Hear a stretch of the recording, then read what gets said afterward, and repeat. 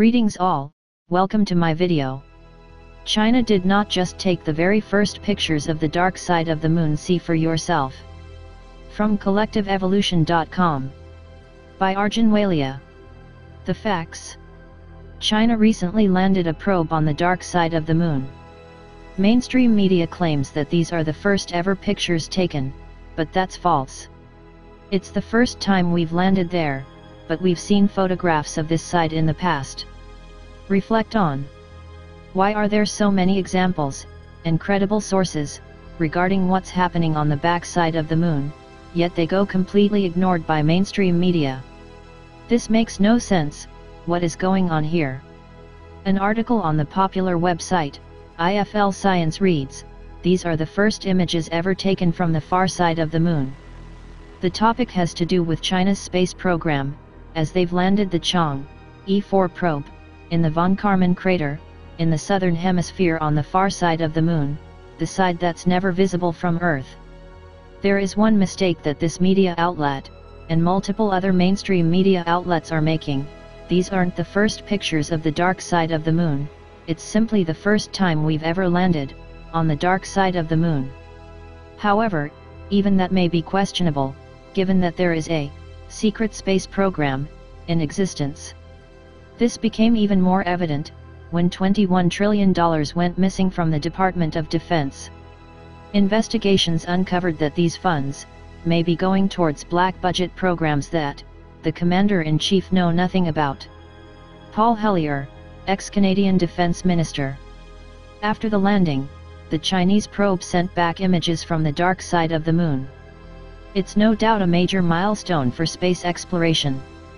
The probe will also spend the coming months using its instruments to analyze the untouched surface, potentially helping scientists learn more about the structure and geology of the moon, which is an area that scientists know little about. I recently wrote an article emphasizing this, illustrating how many reputable scientists have published papers and believe that the moon may actually be artificially made, suggesting that some sort of intelligence was behind its creation, and that it may be hollow. You can read that linked below. Now I'd like to discuss why these aren't the first images ever taken of the dark side of the moon. Members of the Society for Planetary SETI Research recently published a paper in the Journal of Space Exploration about certain features on the far side of the moon that appear in the crater Paracelsus C. The study argues that these features may be artificial in origin, meaning that perhaps another intelligent life form built them and put them there. One of the lead authors of that paper is the legendary Mark J. Carlotto. Carlotto is an aerospace engineer with over 30 years of experience in satellite imaging, remote sensing, signal and image processing, pattern recognition, and app development. He received a PhD in electrical engineering from Carnegie Mellon University in 1981, and has published over 100 technical articles and 7 books. In the paper, the authors use an analysis of lunar reconnaissance orbiter images that were taken from Apollo 15. At first glance, these structures appear to be walls or towers on the lunar surface. By combining multiple images, we show the larger feature, oriented in a northeast-southwest direction, is not simply a wall, but 2 walls on either side of a narrow valley or passageway. Using single image shape from shading and 3D terrain visualization, we show in a computer-generated perspective view, looking northeast, that the southwest end appears to be the entrance to the passageway.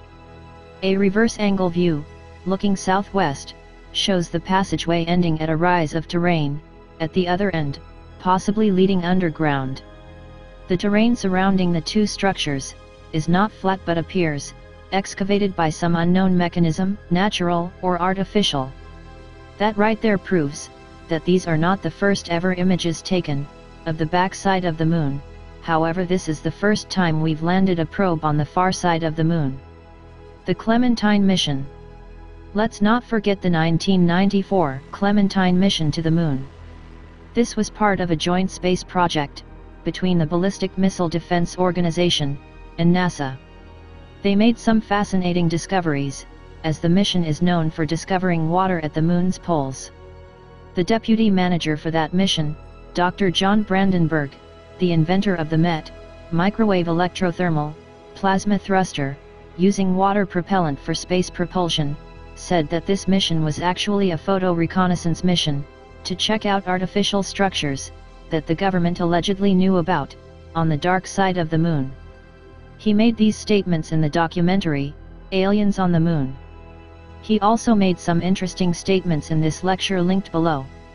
He has many publications in various journals, and is clearly brilliant, but is made to look like a fringe scientist, or a complete quack.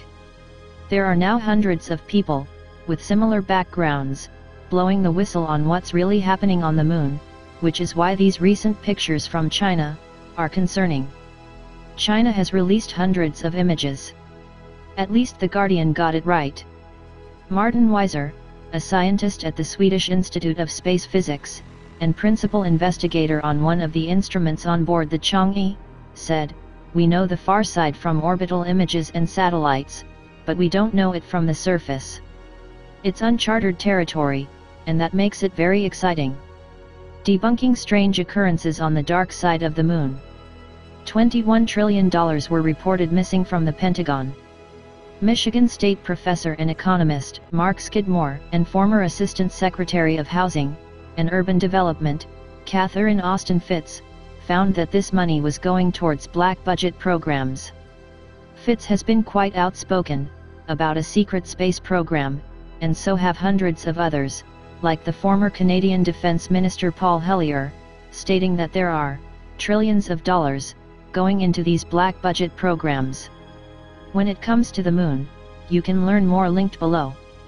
For a long time, there has been misinformation and ridicule associated with UFO and the extraterrestrial phenomena, which in some cases may be separate issues.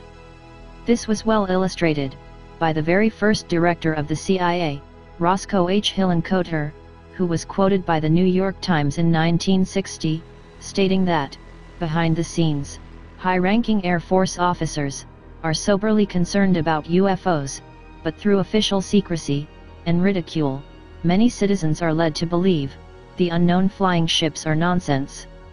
Roscoe is one of hundreds of former high-ranking government employees to blow the whistle on what's really going on.